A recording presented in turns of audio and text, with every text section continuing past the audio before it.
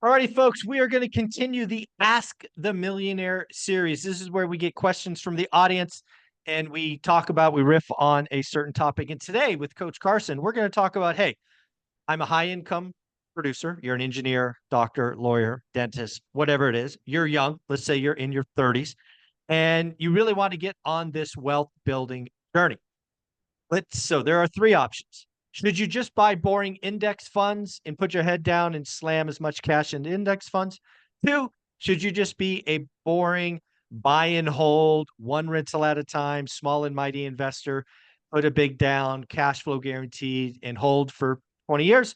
Or should you take this income, try to really spin it up and do some BRRRRs, maybe some Airbnb?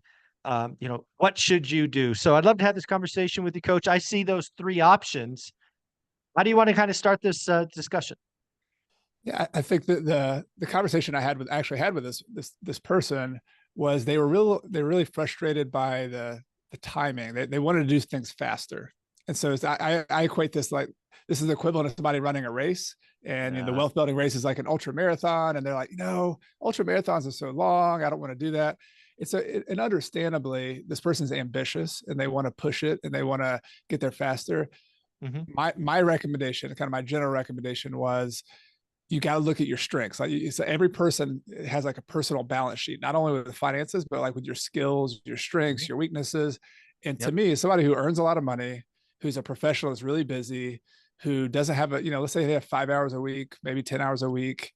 They were perfectly suited. Their strength, their competitive advantage is perfectly suited to buy those one rental at a time, kind of big down payment, but buy it in a nicer area where there's some tailwinds, where you're going to tend to have rent growth, where you're going to tend to keep properties full. Like it seems like that is. I agree. I mean, I was this person. Let me be very clear. My book, One Rental at a Time, is this person. I was a high income earning salesperson who at 30 years old realized that the dream of climbing the corporate ladder wasn't for me. I could have done all three of those options. And let me tell you how two of them, well, I'll tell you how all three would, right? So if I would have been in the stock market, I would likely be, no, I would be, without question, I'd be a millionaire today, right? I'm 51. So it's 21 years later. I'd probably be 1.5, 2 million bucks. So, okay, maybe. I could have tried to do more active for flips, build chunk money, stash away. That's sexy. That feels good, but I didn't have time. Time was my job was to secure capital, meant sell software. It wasn't go to network, go to real estate meetups, figure out which products to use. I know it's sexy, but it wasn't, my time equation wasn't there. I had 20 minutes a day, 20 minutes to learn my market, which was far away. It wasn't practical. I mean, you could do all the spreadsheets and you can make all wild ass assumptions and it might look good on paper. Miserable. Now let's talk about what happened in one rental at a time. I watched my market 20 minutes a day. Everybody has that or can create it. I figured out a very small area. I call it a buy box. I didn't do anything outside that buy box for 3 years.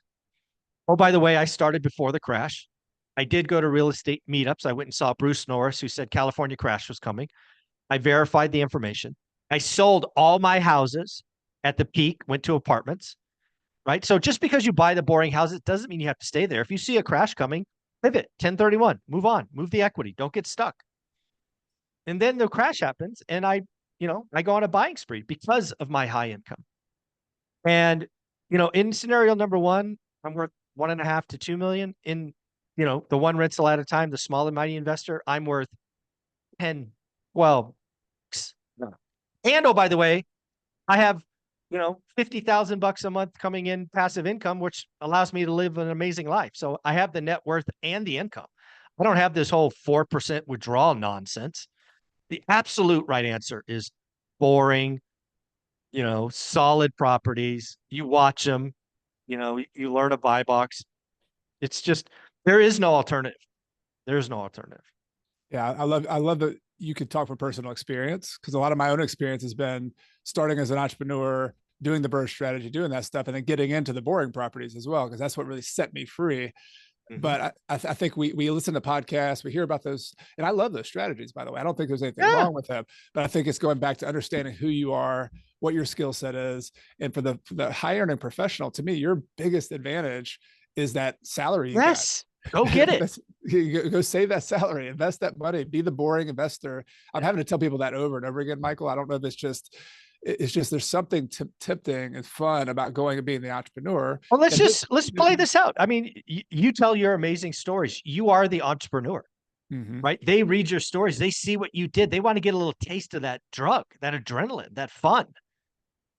Like getting wealthy is boring. It's like watching Mhm. paint dry.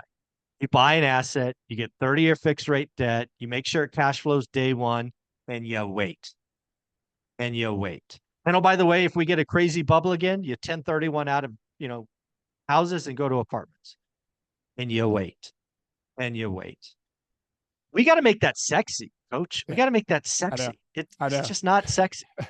It starts so slowly. You're putting all your money in there, and it just The first seems five like you're not. years are horrible. Yeah, it's like you're a tortoise. You're the tortoise and the hare. But yeah, I mean, the whole goal of my writing the Small and Mighty Investor book, part of that was to try to make it sexy, to try to reframe this thing a little bit, and to say, and I think the one rental at a time mindset has done that too. But if nothing else, part of it is watching this YouTube channel, being part of a community. You can see people 5 years ahead of you, 10 years ahead of Oh, you, yeah. and those boring little investments turn into these incredible cash cows, and they pay you, and they turn into equity, and you can trade them up. That's the benefit. If you have a job salary, you can just go forget about it. It's almost like it is stock like investing in terms of being Yeah. like a dollar cost averaging. You put your money in, you buy a good asset, you adjust as needed, but then you just need to forget about it for a little bit. Just like let it ride, and that's when the good things start happening. Yeah. What I would tell this person is, let me tell you how the next 5 years go. Let's assume you do active, right? You're doing burrs or short-term rentals or whatever. You're going to come into that and you are going to make mistakes. You don't know ARVs, you don't know contractors, you don't know what you don't know, and that's going to be expensive. You're going to lose between 50 and 100 grand as your quote unquote tuition because you tried something when you have no time. So you're going to trust, you're going to trust people you probably shouldn't. You're going to get in situations you probably shouldn't, and you're going to lose money. At the end of 5 years, you will have built up a skill set that maybe makes the next 5 years more beneficial. But I got to tell you, as most high income earners, if we lose 50 to 100 grand, we are not coming back. We're going to say something like real estate sucks, real estate's blah, blah, blah. We're going to go do something else. So if you try to do the active flipping, chunk money, burr stuff like me, I would have been busted out and never gone back. Yep. You can do the slow and steady, and it's going to feel bad. I've told plenty of stories about year 12 pulling over on the side of the road because I was not sure if it was working, and lo and behold, we were right there. I get it. It's slow. It's not sexy. So what? Do it anyways. I can tell you that the finish line is worth it. The burr stuff is the rabbit. Most of you would never make it to the end. Tortoise, I make it to the end every time. For me, it was 15 years. For Dion, it was 8 years. For Matt, it was 13 years. It's okay. Buy and hold works. Just slower than most people think.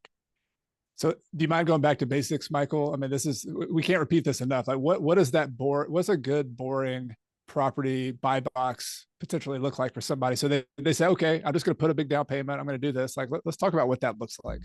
Yeah. So again, it's really hard for every different area, but in general speaking, it's a single family home in a B class or A class area, depending on where you are. It's probably 3 or 4 bedrooms. It probably has 2-car garage. It's on a city lot, and you can get 30-year fixed rate debt. It's just how it works. Does this thing have to meet the 1% rule, Michael? Oh, I hate the 1% rule. Dude, the 1% rule leads. The 1% rule has hurt more people than it's helped. I hate the 1% rule. I think it's illusionary. I think it's simplistic. I think it leads investors down the wrong path. In my opinion, I agree. It leads people down the wrong path because you tend to go to properties, if they meet the 1% rule, they don't have the other qualities that you want, which are long-term, good area that's going to attract good tenants, and it's going to grow. It's going to grow in rent. It's going to grow in value. Like those things that are going to allow you to plant the seeds and be a tortoise and actually benefit from being a tortoise don't necessarily always work if you're just chasing the 1% rule. Like there's nothing wrong with the 1% rule per se, but if you, especially if you're a passive investor like this, if you go around chasing the 1% rule, you'll get some kind of C properties and some C markets. But are you going to necessarily beat Michael, who invested in a better market, had to kind of stretch to get that single family house because it wasn't on the 1% rule? He had to put a 30% or 40% down payment today. I mean, no, I think that tortoise is going to win most of the time. Every time. You're not compromising. You're not compromising by buying these boring properties. If your time horizon is a decade, I will beat you every time. If your time horizon is a year, it's a race. You might win. But I've never said getting wealthy is a year. Getting wealthy is a decade. That's the race I'm running. That's the race I want you to run. Let's run the decade race. Let's just go. Yeah. So if you extend your time horizon, this whole equation, this whole question of strategy, it shifts, it changes. 7 years, 10 years, that's the finish line. And think about how short that is in the big picture. You're 31 years old, you're making $500,000 a year. When you're 41 years old, maybe 38, if you really save intensely, you're done. Like you've got this wealth, and you didn't have to do all the stress and the hassle of having this crazy business. You just leveraged your income and saved a bunch of money. So I couldn't, let me just echo this. As the 30-year-old who started, I had 20 minutes. We got up to 8 houses in like I guess it was 7 houses in a duplex. And it's awesome. Just larger down payment, cash flow day one, 30-year fixed rate debt. I'll beat you every time. Just stretch out the horizon. And oh, by the way, a lot less stress. A lot less stress. The last thing you want as a high income producer is your side hustle to add stress that makes your day job less productive. Absolutely.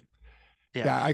I come from a family that had a lot of doctors and dentists in it, and not necessarily that they did bad investments, but it's such a cliche that a lot of medical professionals who make a bunch of money get into these active, like interesting, whether it's a business, whether it's the BRRRR strategy, whether it's a hotel, it's all these very active businesses that most of you don't have any business evaluating. When my suggestion here that we're talking about today, if those high earners, those doctors would have just bought the most boring thing for the 10 to 15 years, they wouldn't have the stress of all that. Like you said, they would have got to focus. They would have made more money in their job, and they would play more stress, golf, more money, travel, whatever you want to do, So anyway, we probably beat this horse to death, but I think this is your example, Michael. I think is really helpful in this case because you went that route. You're here, and you also got into the other stuff later. By the way, if people want, if you want to do the BRRRR strategy and do all this interesting stuff, like you've done a ton of different stuff. Once you had your plateau, once you built that. Absolutely right. Again, that's all out there for you folks. But when you're early in your career and you're making decent coin, that is your competitive advantage. Don't do anything to distract from that. However, still create disposable income, buy assets, buy boring assets. And if your time horizon's a decade, you're going to win the race. So, Coach, I thought that was a great question. Where can people find you? If you search for Coach Carson on YouTube, any podcast, I have a new podcast that comes out every Monday. So all your podcast platforms will have it. And if you want to check me out on the web, just go to coachcarson.com, and I would love to hear from you. Thank you, buddy. Appreciate you. Thanks, Michael.